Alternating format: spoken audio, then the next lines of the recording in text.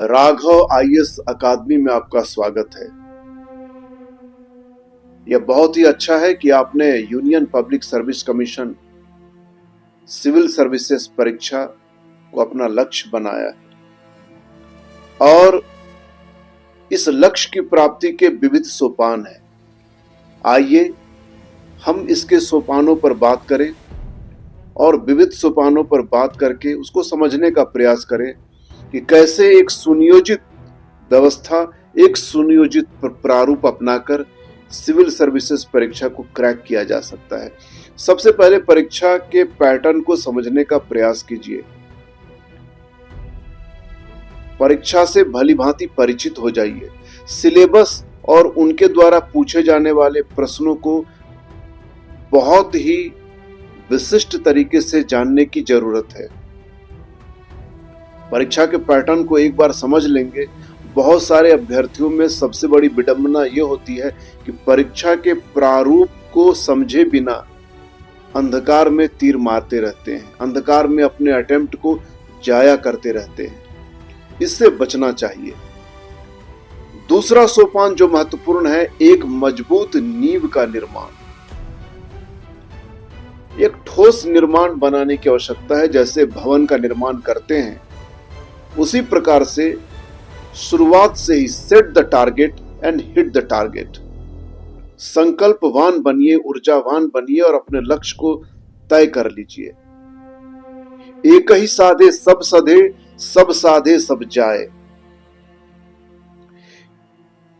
UPSC को crack करने के लिए एनसीईआरटी की किताबों का बहुत बड़ा योगदान होता है।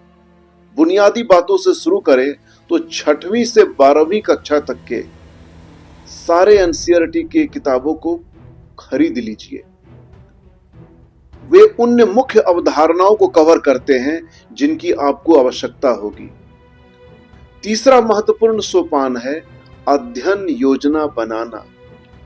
जिस प्रकार हम युद्ध लड़ने जाते हैं तो सुनियोजित और संगठित सेना चाहिए, एक कुशल नेतृत्व चाहिए।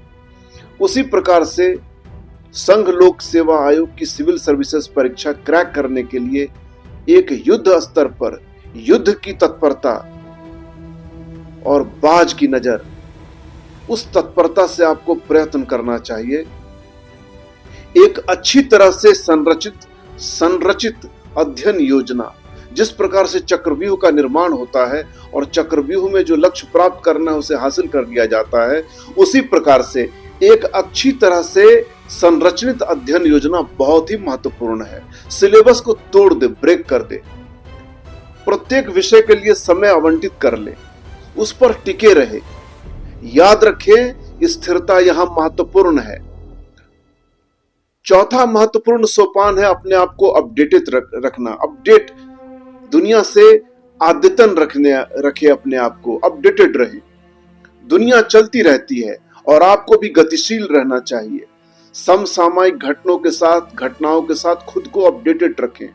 समाचार पत्र पढ़ें, समाचार चैनल देखें और विश्वसनीय ऑनलाइन स्रोतों का अनुसरण करें। इससे आपको मुद्दों का विश्लेषण करने और अपनी राय बनाने में मदद मिलेगी। जब आप फाइनल इंटरव्यू के दौर में पहुंचेंगे तब अपनी राय को स्पष्टता से रख पाएंगे।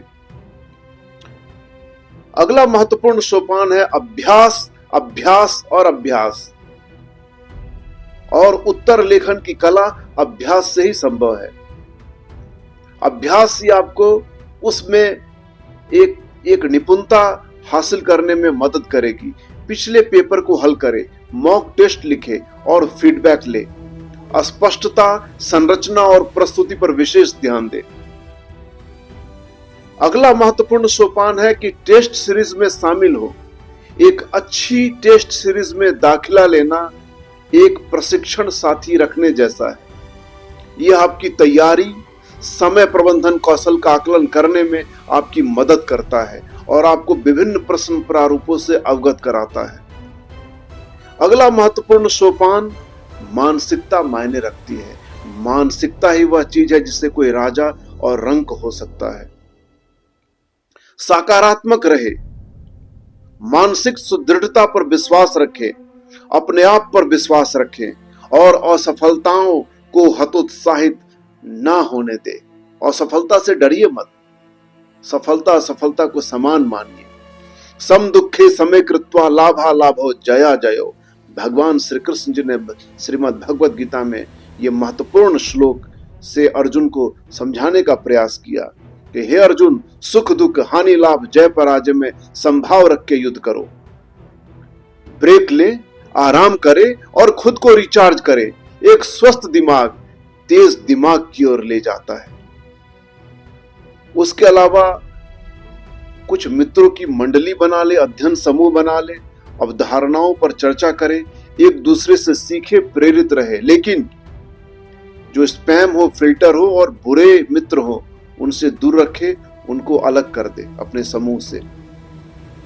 मार्गदर्शन प्राप्त करें। सलाह और स्पष्टीकरण के लिए अनुभवी सलाहकारों या शिक्षकों से परामर्श अवश्य लें।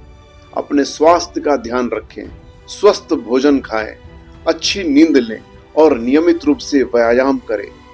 एक स्वस्थ शरीर स्वस्थ दिमाग की ओर ले जाता है। याद रखें, यूपीएससी क्रैक करना एक यात्रा है, दौड़ नहीं। समर्पित रहें, कड़ी मेहनत करें और अपने लक्ष्य के करीब होंगे। आपको बहुत बहुत शुभकामनाएं। धन्यवाद।